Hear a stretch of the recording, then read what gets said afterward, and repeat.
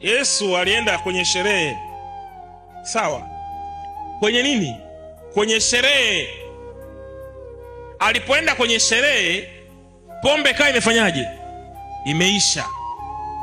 Wao wanasema haikuwa pombe, ilikuwa nini?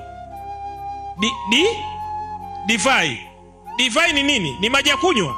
Tuache siasa, watu wa Mungu, tuache siasa. Mimi napenda kuwa real. Tuache siasa. Yesu kaenda kwenye sherehe, kakuta pombe imeisha. Na sherehe hizi jamani haziwezi kuchangamka. Kuna watu hawezi kuchangamka kwenye sherehe bila kufanyaje?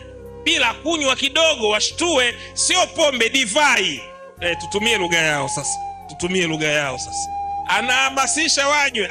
Mimi nafundisha tu. Wanakata kikripu, wanatembea nacho mjini. Yesu, sio IPM, Yesu.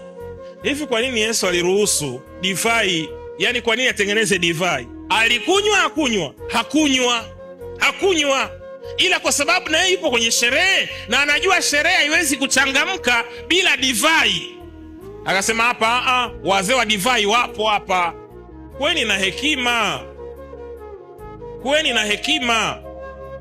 Kama wewe umefunga, usimlazimishe asiyefunga afunge. Dini ni nyepesi, nyinyi mnaiwekea tu ugumu.